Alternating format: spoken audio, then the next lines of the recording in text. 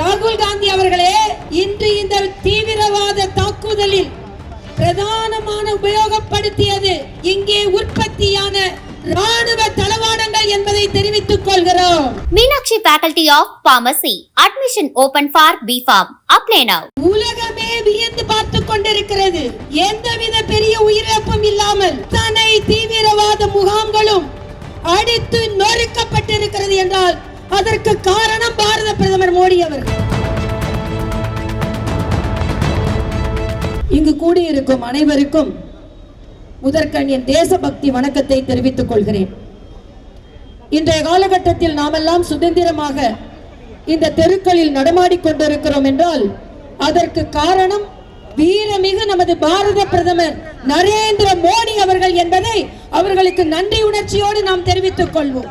அதே போல இன்றைய காலகட்டத்தில் நாமெல்லாம் இன்று நடந்து வருகிறோம் என்றால் தூங்கா இரவுகளை சந்தித்த நமது ராணுவ வீரர்களுக்கு நாமெல்லாம் நமது வணக்கத்தை நாம் தெரிவித்துக் கொள்வோம்.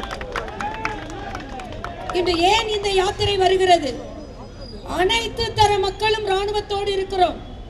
அனைத்து தர மக்களும் பாரத பிரதமரோடு இருக்கிறோம்.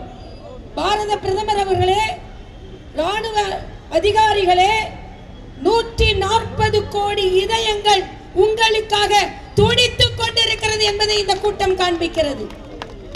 280 கோடி கைகள் உங்களுக்காக வணங்கிக் கொண்டிருக்கிறது என்பதை இந்த கூட்டம் காண்பித்துக் கொண்டிருக்கிறது. ராகுல் காந்தி ஒரு கூட்டத்தில் பேசுகிறார், இந்தியாவில் ராணுவ தளவாடங்கள் எதுவும் செய்துவிட முடியாது. மேக் இன் இந்தியா இந்தியாவிற்கு பலன் தராது. ஆனால் ராகுல் காந்தி அவர்களே, இன்று இந்த தீவிரவாத தாக்குதலில் பிரதானமான உபயோகப்படுத்தியது பாரத தேசத்திலும் இங்கே உற்பத்தியான ராணுவ தளவாடங்கள் என்பதை தெரிவித்துக் கொள்கிறோம். அது மட்டுமல்ல, இந்தியாவில் உற்பத்தியான இந்தியாவில் செய்யப்பட்ட எதுவும் ராணுவத்திற்கு பலன் தராது என்று சொன்னீர்களே, ரத்தத்தை சிந்திய நமது ராணுவ வீரர்கள் அத்தனை பேரும் இந்தியாவில் உருவாக்கப்பட்டவர்கள் என்பதை நீங்கள் தெரிவித்துக் கொள்கிறோம். இந்த மண்ணில் உருவாக்கப்பட்டவர்கள், இந்த மண்ணில் உருவாக்கப்பட்டவர்கள். ஆக மேக் இன் இந்தியா என்றால் ஒவ்வொரு ராணுவ வீரரும் இந்த இந்தியாவில் மேக் இன் இந்தியாவால் உருவாக்கப்பட்டவர்கள்.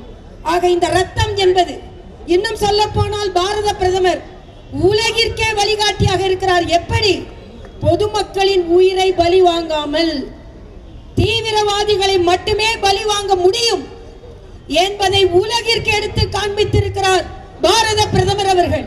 அவருக்கு நன்றி சொல்வதற்காகத்தான் நாம் இந்த கூட்டத்தை நாம் இங்கே கூடியிருக்கிறோம். நான் பாரதிய ஜனதா கட்சி தொண்டர்களையும் நம்மோடு இணைந்த இங்கே மற்ற இயக்கத்தை சார்ந்த சகோதரர்களுக்கும் பெரிய வணக்கத்தை தெரிவித்துக் கொள்கிறேன்.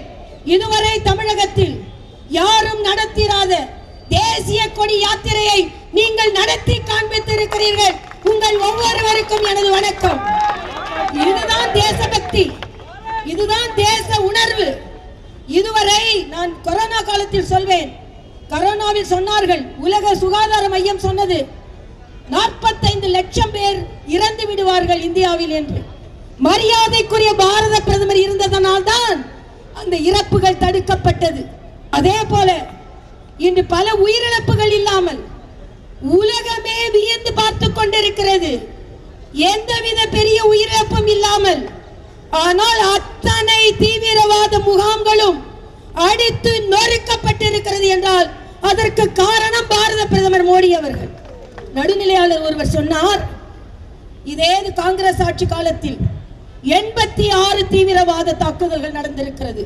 ஒரு தாக்குதலுக்கு கூட திருப்பி அடி என்று பாகிஸ்தானை அடிக்கவில்லை. ஆனால் பாரத பிரதமர் அவர்கள் மோடியிடம் என்று சொல்லு என்று சொன்னார்களே, மோடியிடம் சொன்னோம், உங்களை திருப்பி அடித்தார்கள் என்று திருப்பி அடிக்கும் பிரதமரை நாம் பெற்றிருக்கிறோம்.